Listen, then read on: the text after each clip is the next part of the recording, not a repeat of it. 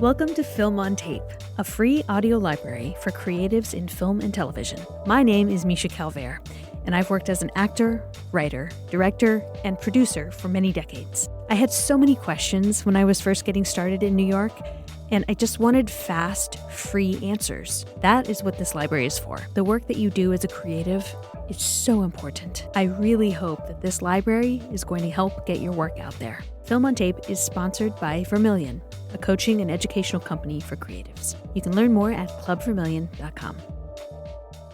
I think we've all seen bad acting out there on film or television. A surprising amount, really, on Hollywood and big budget TV. And I also see a decent amount of it in self-tapes.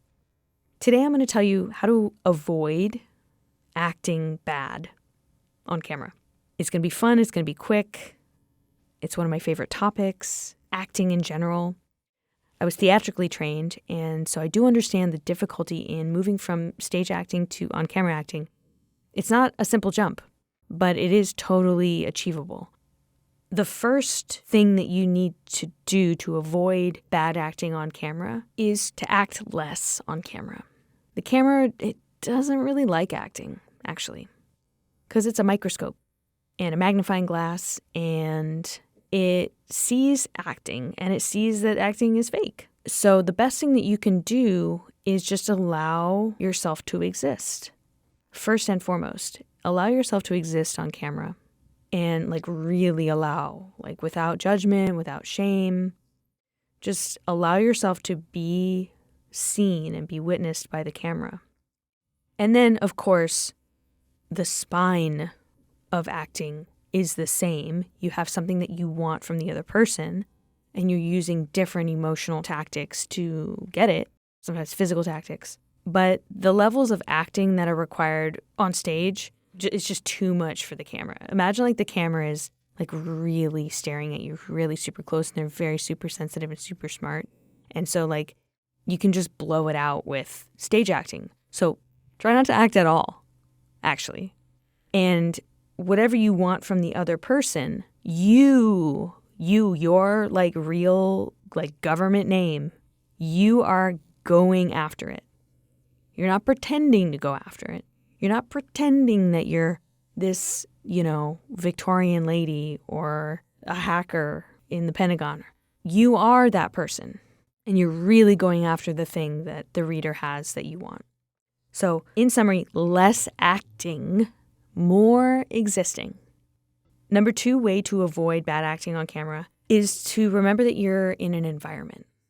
Now, that environment is very likely generated by your imagination, but if you're just locked in, dialed in, staring at your reader the whole time, that is bad.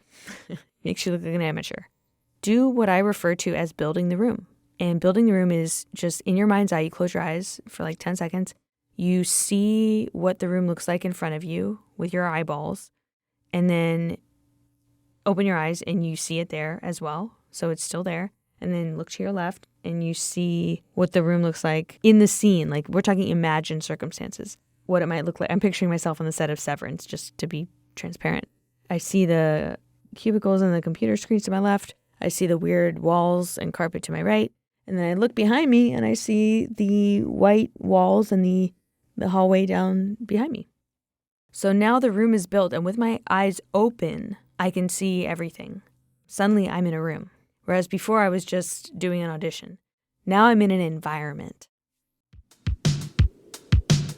I am so excited to tell you that I'm launching a brand new slate of classes that are incredibly helpful on my website. Some of the classes include on-camera acting technique and how to self-produce your own film, actor self-care, which is something that nobody talks about, and how to write a feature film in 10 days, which I'm going to teach you how I did it and how you can do it too.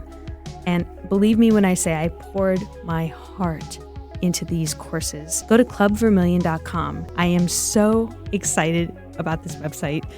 I can't wait to work with you.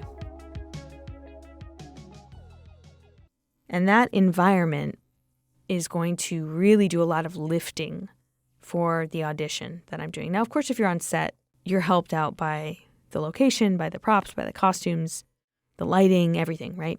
But if you're just self-taping, you really have to rely on your mind's eye to build the room for you. Now, the exceptions for this are every once in a while I'll meet an actor who literally can't, in their mind's eye, envision something. Like their brain it doesn't work like that. Like they have no internal canvas. When they close their eyes, they can't visually see anything. Then in that case, you can try and arrange your house in a way that reminds you of what the set would look like. Or you can project onto your wall. I've heard of actors doing this, project what the room would look like. Or you can focus on the feeling that you have in your body when you're in that kind of a room. So there's some workarounds in case you have that visual little caveat there.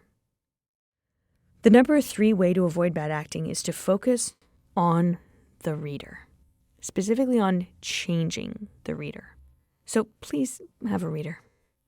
Please never, ever record yourself saying the lines as the reader and then play it back to yourself so you're talking to yourself in the audition tape. It is so weird. It's worse than AI. It's so creepy. And then I'm like, don't they have friends? Not to be mean, but you have to be able to find readers. And you also have to give. If someone that you know needs a reader, please try to be there for them because it just makes so much difference in the tape if you have a reader or not. And ideally it's somebody with some acting experience, not just your grandma, love grandmas, love that. But if you can get somebody who's experienced, that's really going to help you with the tape. So focusing on changing them is going to help you take the focus off of yourself.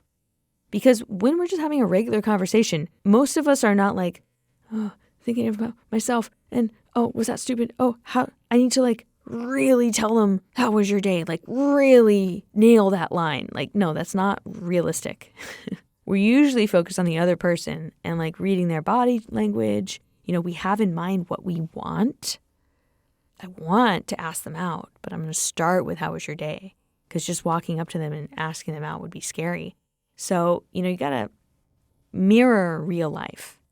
And in real life, we're far more focused on the person we're talking to and on getting what we want than we are worrying about ourselves.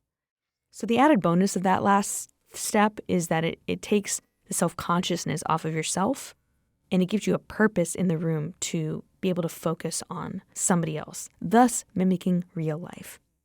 This has been 3 ways to avoid bad acting on camera. And if it worked for you, I would love to know. I would love to know. Send me your audition tape. I'd love to watch it. Thank you so much. I've really enjoyed this. And maybe I should show you some of my old tapes on my Instagram, my 10 years ago audition tapes from when I was a shy. By the way, I'm a recovering shy person. So I've been through all this. And I'll show you my bad actor tapes. Actually, I was never bad, but anyway, let me know if you want me to share my tapes because that might be kind of fun. All right, guys, I'll see you next week. Thank you so much for listening to Film on Tape. If you like the way that I approach the industry, check out our other classes, consulting, and mentorship at clubvermilion.com. Vermilion is a home for artists and those looking to expand creatively. Whether you're an actor, a film professional, an entrepreneur, or a CEO, we'll help you find your voice and hone your skills to thrive in any market at any scale. You can schedule a free phone consultation at clubvermilion.com.